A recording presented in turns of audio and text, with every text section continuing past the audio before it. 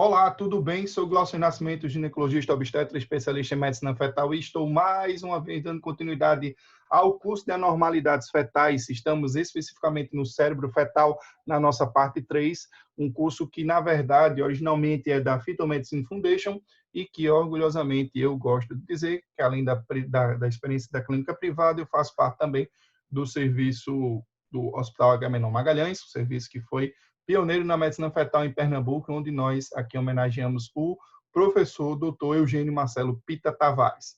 E nessa aula, na verdade, nós iremos falar sobre outras anomalias do sistema nervoso central e vamos começar aqui compartilhando minha tela para mostrar justamente a encefalocele. Então, vamos mostrar aqui a encefalocele, que, na verdade, tem uma prevalência de 1 para cada 5.000 nascimentos. O diagnóstico ultrassonográfico é um defeito no osso do crânio com herniação de um cisto com ou sem parênquima cerebral. Usualmente ela é occipital em 85%, mas pode ser parietal em 15% e raramente frontal. Anormalidades associadas a defeitos cromossômicos, principalmente trissomia do 13 ou 18, são vistos em aproximadamente 10% dos casos.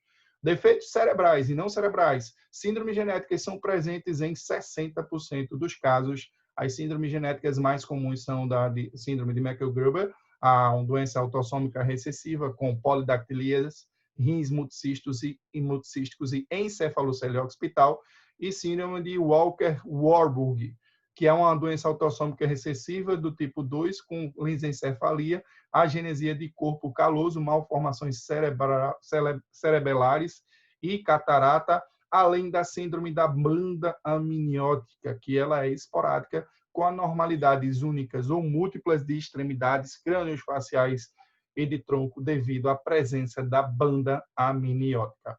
Como investigação, ultrassonografia detalhada e o cariótipo é fundamental. O segmento ele é rotineiro.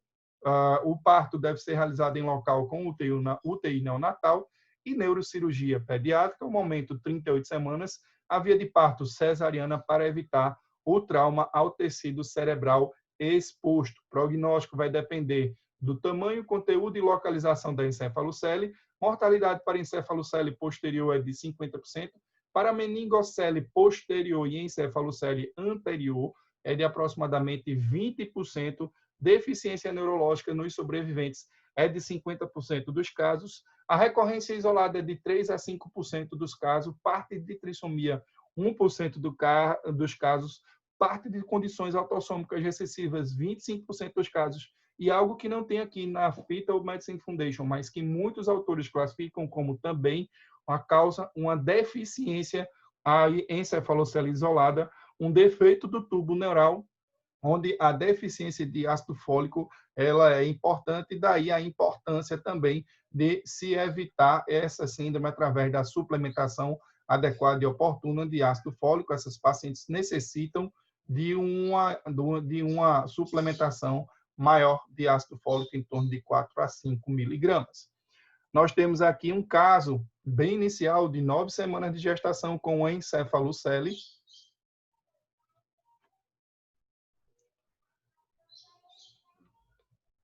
Aqui outro caso de encefalocele anterior, em um feto com 11 semanas, provavelmente segmento daquele outro caso. Aqui um encefalocele, provavelmente aqui é posterior, com herniação também do tecido cerebral. Você vê, tem até uma alteração do contorno craniano, é como se fosse literalmente uma meningomielocele, só que no cérebro, por isso que o nome é encefalocele. E aqui outra encefalocele.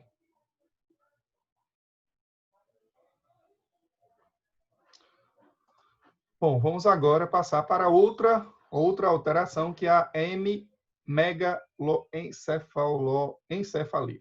Hemimegaloencefalia. Prevalência 1 para cada 100.000 nascimentos.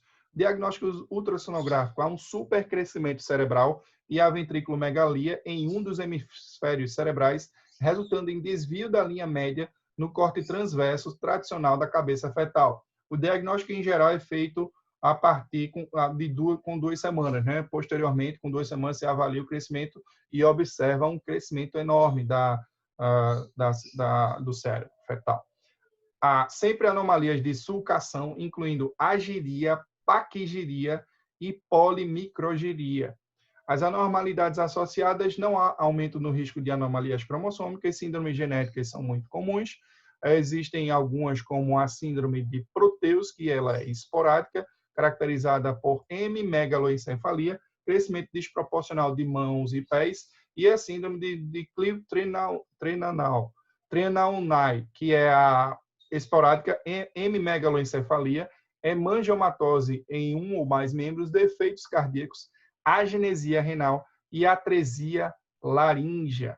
Investigação, padrão das anomalias cerebrais, a ultrassonografia detalhada incluindo neurosonografia, a ressonância magnética cerebral, especialmente para o diagnóstico diferencial com tumores cerebrais.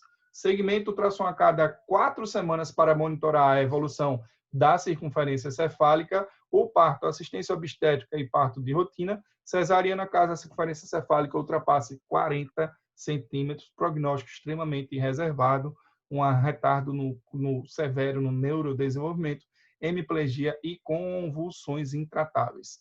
Não há aumento de risco de recorrência, e aqui nós temos um caso de uma de uma hemimegaloencefalia de 22 semanas de gestação.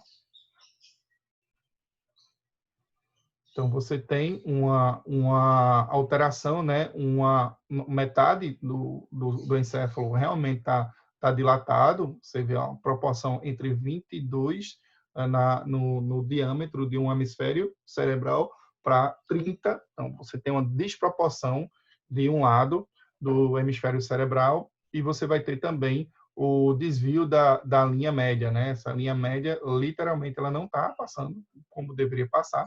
Aqui nós temos um desvio.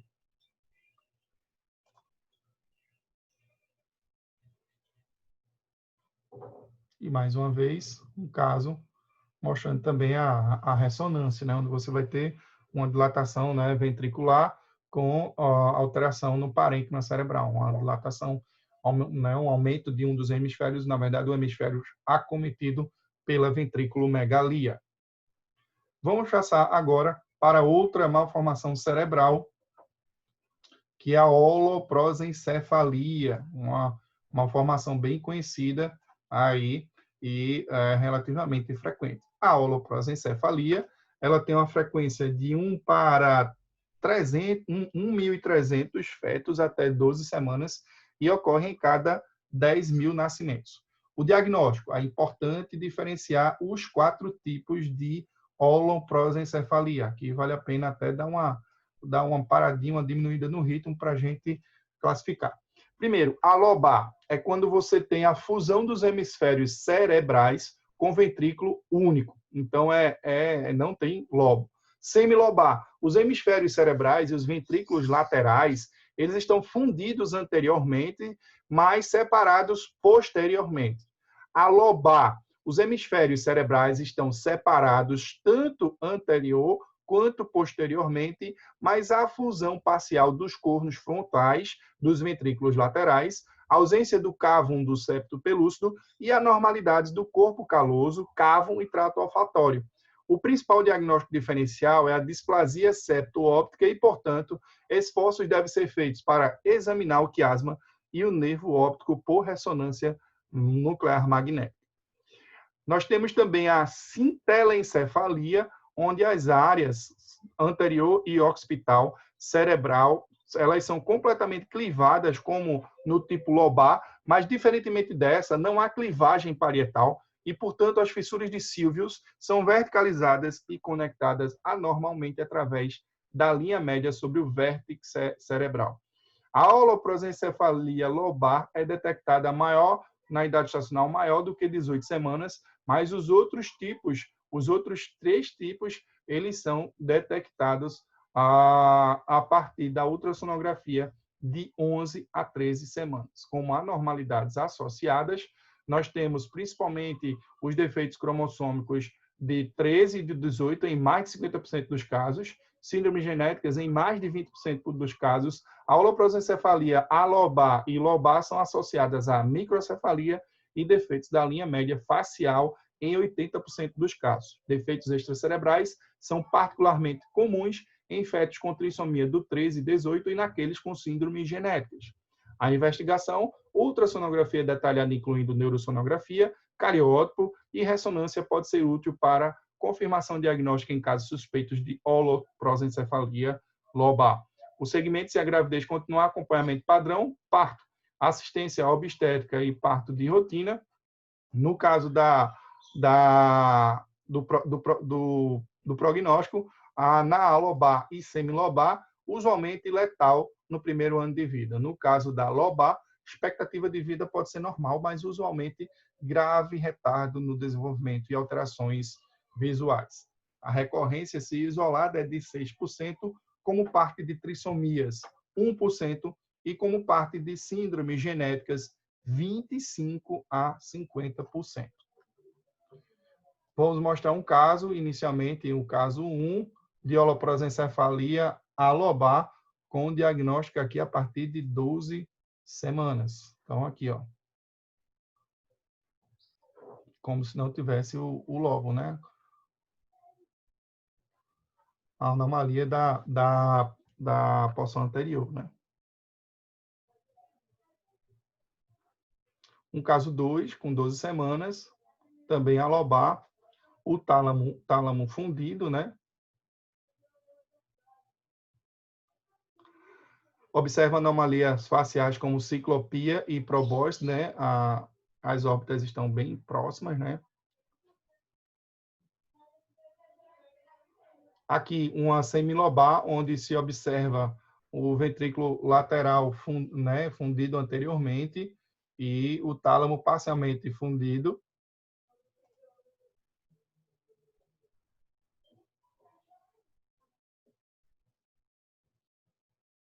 E aqui um caso de holoprosencefalia lobar, onde se observa os ventrículos parcialmente fundidos.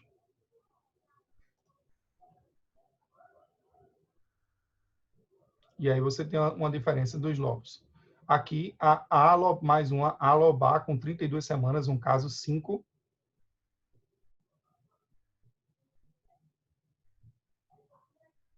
E retornando aí o caso de alobar. Bom, pessoal, é isso. Terminamos aí essa parte aí de malformações cerebrais. Espero vocês, já que nós terminamos aqui a parte 3 das anomalias cerebrais. Daqui a pouco nós vamos passar, né? Espero vocês no próximo vídeo das anomalias cerebrais, parte 4. Um abraço a todos, fiquem com Deus.